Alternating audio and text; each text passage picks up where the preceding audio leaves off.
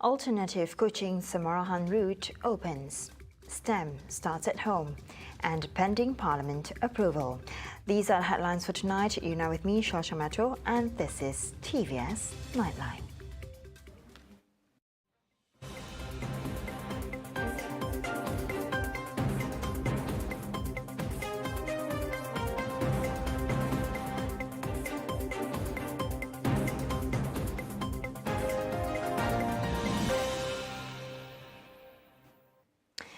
The alternative Kuching SAMARAHAN route opens to commuters today to elevate the alien congestion along the expressway. The alternative road connecting Kota SAMARAHAN to BDC, Jalan Setiaraja and Jalan Studrong is among the temporary measures in place until the upgrading works along the expressway is completed. When met at the opening of the temporary road on Friday, Kuching City South Council and BKS Mayor Dr. Wee Hong Seng said only a single route is open for now, which cuts through Tabunjaya Baru 2 residential area. The alternative route can only be used by light vehicles with a load limit of 5 tons or less and a speed limit of 30 kilometers per hour. Similarly, we urge members of the public to channel their complaints through proper channels for immediate actions. Additionally, we said MBKS has requested for additional traffic police personnel and Kota SAMARAHAN Municipal Council traffic wardens to help direct traffic flow along the expressway. The teaching of science, technology, engineering and mathematics or STEM should not be restricted to the classroom environment, as it should also be inculcated at home. The future of STEM starts by engaging families. As parents, they possess the first point of access to these fields, introducing STEM learning and helping them discover the exciting possibilities of their future. Whereas educational opportunities and future planning can take the form of simple and everyday activities. Dilaksanakan kalau kita nak menjadi sebuah negara maju yang dapat bersaing di peringkat kesadan dunia, kita kena menguasai, anak-anak kita kena menguasai dalam bidang STEM. Dan ini salah satu fokus saya kira patut diberi tumpuan oleh kita semua, bukan sahaja di peringkat sekolah, tapi mesti disokong oleh peringkat masyarakat, peringkat ibu bapa. Fadilah said this during his visit to SK St. Mary in Cebu on Friday. He added currently there is a drop in students' proficiency in STEM due to the low interest in the field. Thus, Fadilah recommends a focus and emphasis on the program in order to attract more students to be interested in the field. The appointment of Sarawak's Finance Secretary to sit on the Board of Inland Revenue IRB must be passed in Parliament with amendments to the IRB Act 1995. Deputy Prime Minister Dr. Sri Fadilah Yusof said the appointment will take effect once it is tabled and approved in the next Parliament session. The Deputy Prime Minister explained that the allocation allows non-civil servants as representatives. However, it is more appropriate to have the State Financial Secretary as its representative in the board for confidential purposes. Right now, the provision hanya membenarkan wakil yang bukan daripada kalangan penjawat awam daripada the state. So that's why dia kena pindah lah. But kalau kita nak letakkan selain daripada penjawat awam boleh. Tapi state merasakan lebih sesuai. State Financial Secretary mesti duduk dalam itu sebab dia mewakili kerajaan negeri. Dan dari segi kerahsiaan pun akan terpelihara dan terjaga. He further explained that the technical committee under the Finance Ministry will address the matter. Should be Menteri Kewangan ataupun timbalan dia lah akan menguruskan sama ada pengolongan akan dilaksanakan oleh Kewangan ataupun Menteri Undang-Undang. That one will leave it to them. So kita akan putuskan di peringkat jawatan kuasa teknikal. Fadilah said this when met during a high tea ceremony in conjunction with a cycling program at Bandung Walk, Cebu on Friday.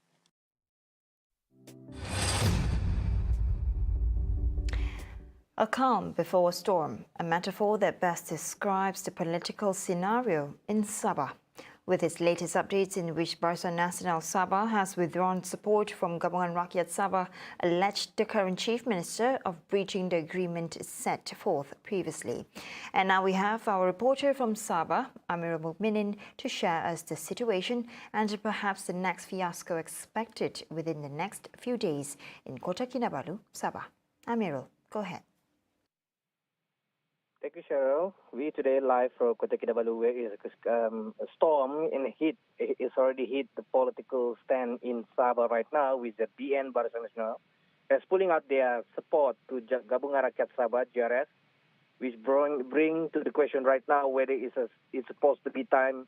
Are we in Sabah gonna vote again, or we are going to have a new government tomorrow?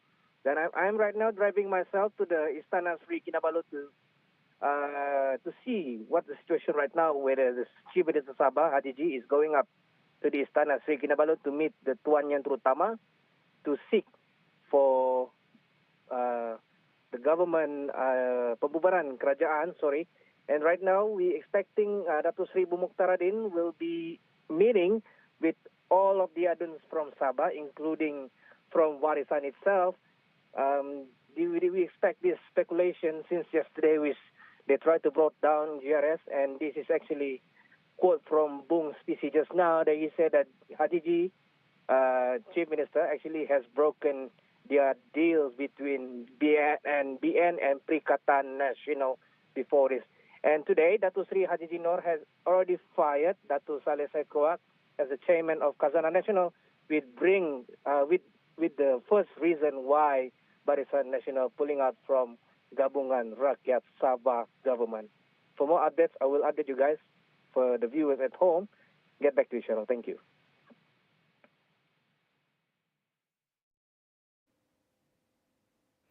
Right, thank you, Amirul. Good night, and we hope to hear more updates on the political scene in Sabah soon.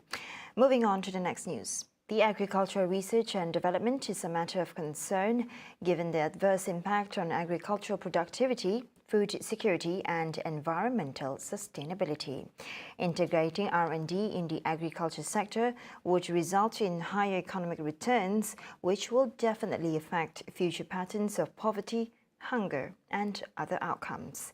As for the pepper industry, the Ministry of Plantation and Commodities will take the relevant approach to empower its smallholders to elevate their income. Tadi untuk kita melihat collaboration kita dengan agensi-agensi lain, termasuk research and development yang perlu kita lakukan dengan agensi kajian yang lain, dengan pihak universiti dan sebagainya, supaya keluaran walaupun tanaman itu tak banyak tapi hasilannya bertambah. Dengan hasilan bertambah, hopefully mereka akan dapat meningkatkan pendapatan mereka.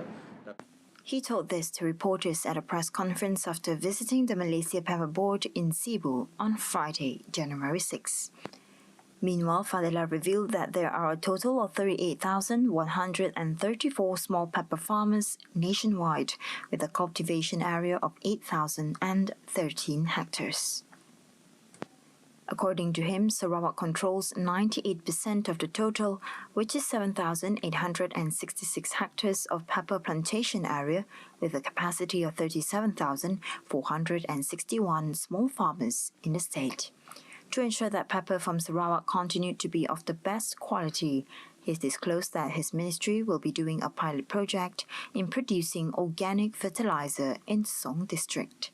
He stressed that if the pilot project is successful, the dependence on imported chemical fertilizers will be reduced, thus bringing down the cost of planting. For the record, a total of 928.67 metric tons of black and white pepper were exported in 2022 by the Malaysian Pepper Board MPB Cebu branch.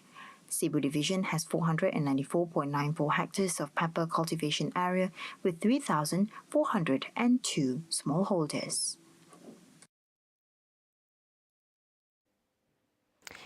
The Malaysian Pepper Board MPB Cebu Division successfully obtained recognition for hazard analysis critical control points and accreditation certificates through the 2022 Chemical Scope certification. Dr. Sri Fadila Yusof, Minister of Plantation and Commodities, said such achievements are important to guarantee the safety and credibility of the pepper products.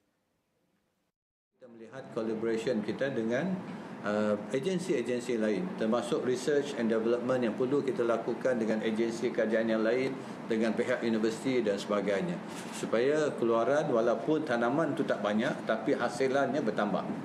Dengan hasilan bertambah, hopefully mereka akan dapat meningkatkan pendapatan mereka. Both recognitions were received by facilities owned by Cebu MPB, namely the dry and wet processing plants and heat treatment plants for pepper processing activities, also the quality control laboratory, which meets the specified requirements. Fadila explained that throughout 2022, the Cebu MPB Pepper Processing Center processed 928.67 metric tons of black and white pepper for export purposes. As pepper cultivation area in Cebu is 494.83 hectares with a total of 3,402 pepper producers. He further added that the government will continue to find ways to maintain pepper commodity so it can be sold as a premium product at the international level. Maybank Investment Bank Berhad recently forecasted that Malaysia is unlikely to enter recession as local monetary policy remains non-restrictive, despite consumer spending softens, cushioned by surplus of savings over the last 2 years. The sentiment echoes that of University Technology Mara, UiTM Sarawak Samarahan campus, Faculty of Business and Management lecturer Dr. Azra Tilai, who is optimistic of a stable economic growth in 2023. There are a few factors that are influencing the health of the Malaysian economy. Firstly, the current increase in the US interest rates.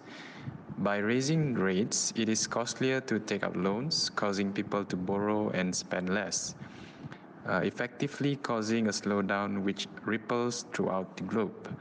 Secondly, the war between Ukraine and Russia, which has sent economic shockwaves across the globe as well. The prolonged conflict has resulted in spillover effect towards Malaysia, particularly the increase in food and fuels prices. He also increased the role of policymakers to introduce monetary policy as well as review existing policies for economic recovery in the future. To counter these obstacles, policymakers could introduce monetary policy whereby the Bank Negara could lower down interest rates to keep inflation low and stable while supporting economic growth. A progressive review on existing policies would offer assistance in forming a secure outlook for the coming years of the Malaysian economy.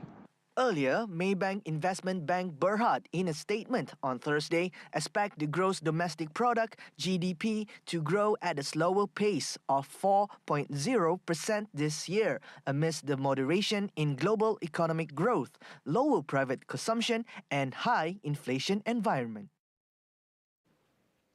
On to the next update. An emergency lifeboat found ashore on Trumbull Beach on Wednesday, January 4th, was believed to be a cargo ship MV Lighter from China. Malaysian Maritime Enforcement Agency MMEA Sarawak Director First Admiral Zin Azman MD Yunus said the vessel was reported to have technical problems while sailing in the waters of Natuna, Indonesia. However, the agency is still waiting for confirmation regarding the matter from the parties involved. The lifeboat will be transferred to a nearby area in Telaga area KUCHING for further investigations by the agency and the police. Previously, the mysterious lifeboat Bohai Mingsu 2, based on the exterior part of the vessel, was found drifted ashore on Trumbull Beach on Wednesday. The discovery of the lifeboat went viral on social media platforms. It remains unknown whether the vessel was carrying any crew members. Coming up right after the break, NATMA denies distributing flood aid forms and passengers take cover in plane after airport shooting. Right here on TVS Nightline, stay tuned.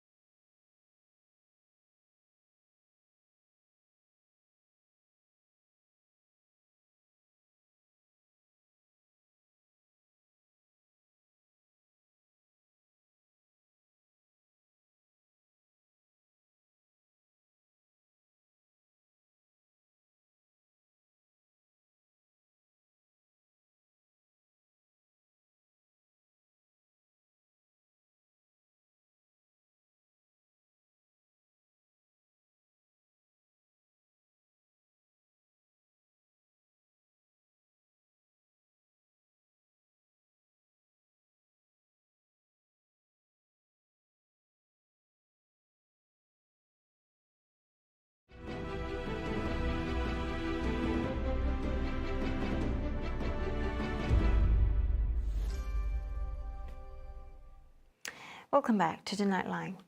The National Disaster Management Agency, NATMA, denied all allegations, stressing that the agency had never distributed registration forms for the Northeast Monsoon MTL flood aid. In a statement today, NATMA said that the agency is not involved in any process for the registration, approval and distribution of aid. Instead, all matters related to flood aid are handled by the district offices. According to NATMA, the registration of flood victims at relief centers PPS for the Bantuan Wang Ihsan BWI is based on the list of household heads KIR that are registered by the Social Welfare Department JKM. Prior to this, it was reported that there was a form for flood aid with NATMA's name on it. The form contained a section requiring applicants to fill in their personal details. As an initiative to assist people with visual impairment in keeping track of their medicines, the Ministry of Health MOH has introduced the visually impaired friendly medicine labels in Braille. Health Minister Dr. Zaliha Mustafa said the labels were created to make it easier for the visually impaired to get quick and accurate information about medicines and prescriptions for them. Hence, this initiative will benefit a total of 55,000 visually impaired persons, which will be implemented in 250 public health clinics nationwide. Adding further, she said that Braille labels of the medicines given to visually impaired patients will allow them to read the dosage.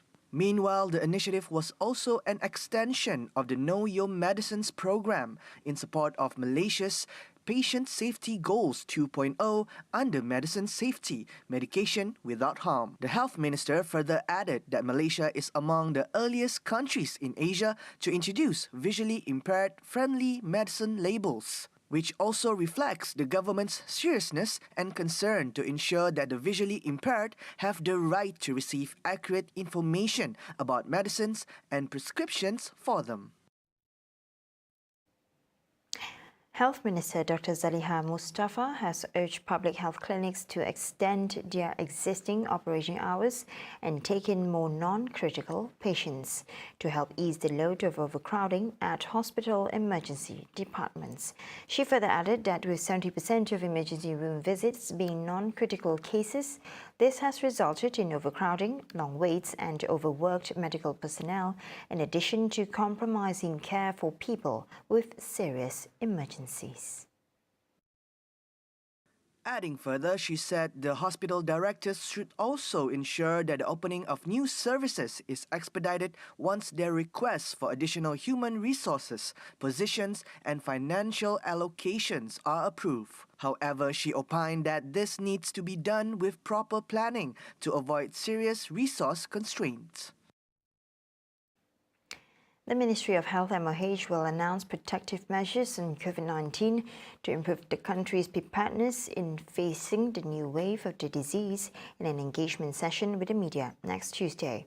Its Minister Dr. Zaliha Mustafa said her ministry is currently in discussions with the Home Ministry, Immigration Department, airport operators, as well as the Ministry of Tourism, Arts and Culture to see which aspects can be improved. Dr. Zaliha further stressed that MOH will always monitor the entry of tourist arrival into the country. Tadi saya dah sebut juga, kita di pintu masuk itu, kita akan lebih ketat memperhatikan semua boleh panggil pengunjung yang hadir. Dan kalau kita juga akan meminta akan bekerjasamalah dengan semua khususnya di mana di airport MAB dan airlines kita untuk memastikan setiap yang hadir itu. Kemudian kalau ada gejala kita cepat-cepat ambil tindakan yang saya sebut tadi. Kita akan buat contohnya kalau dia perlukan perubatan dia pergi ke hospital, dia hantar hospital. Kalau dia perlu isolasi, kita akan nasihatkan untuk isolasi. She said this in a New Year 2023's message for the MOH on Friday, January 6. Adding further, Dr. Zaliha assured that the media will be clarified on the rising number of positive cases. At the same time, she said all members of the press will be invited to shed light on the disease, including the government's response and misconception of COVID-19. Meanwhile, regarding the proposal of MOH in tightening the COVID-19 SOPs, Dr. Zaliha revealed that her ministry is fine-tuning several procedures as per requested by the Prime Minister, Dato Sri Anwar Ibrahim.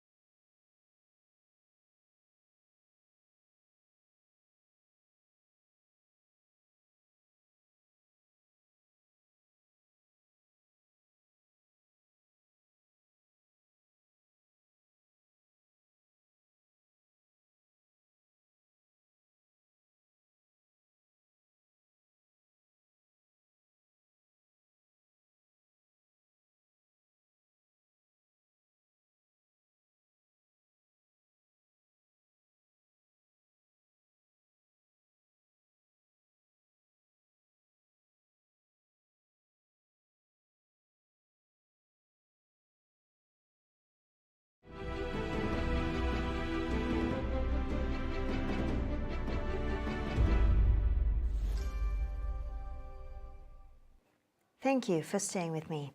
And now on to our world affairs.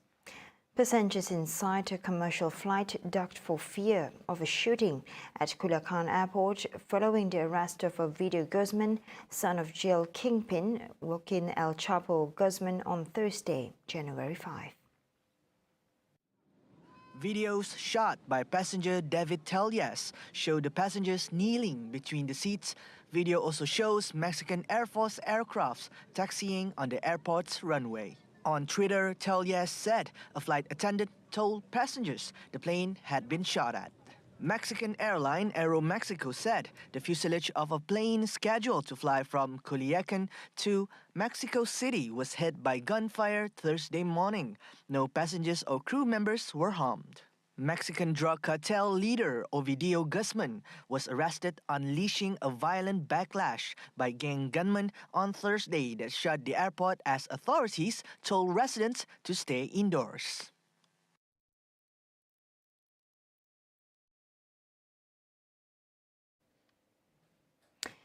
France will permanently lower the equity threshold for scrutinizing foreign investments from outside the European Union to 10% from 25%, Finance Minister Bruno Le Maire said on Thursday, January 5. Le Maire made the remark during a New Year address in which he also said European countries needed to step up their support for domestic businesses, in particular with regards to a massive US spending plan.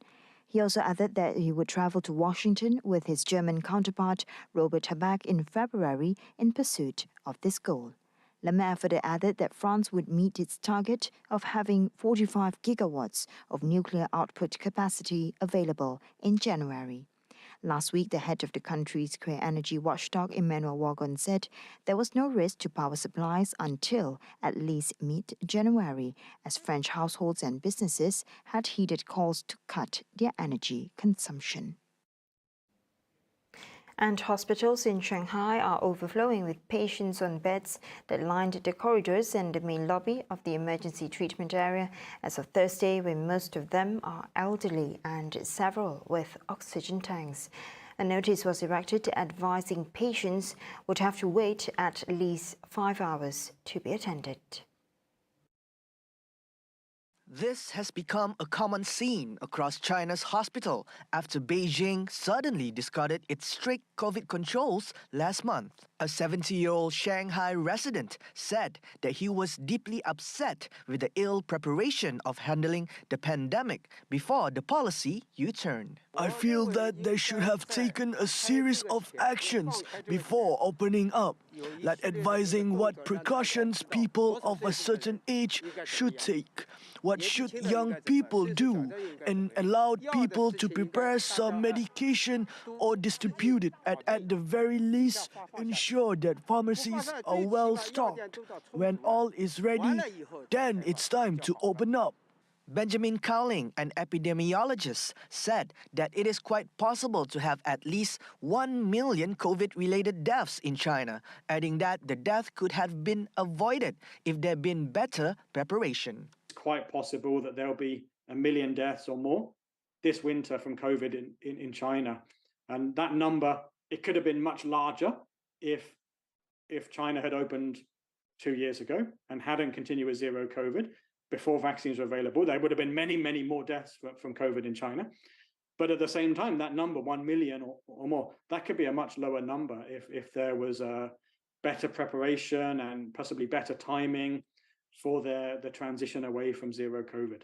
Cowling continued on that the peak of the pandemic may have passed in the big cities, but he is concerned about the rural areas when last month the Spring Festival holiday was in full swing. In its latest weekly report, the World Health Organization (WHO) said China has reported 218,019 new weekly COVID cases as of January 1st, adding that gaps in data might be due to authorities struggling to tally cases. Despite having one of the lowest official COVID death tolls in the world, China has been routinely accused of underreporting for political reasons.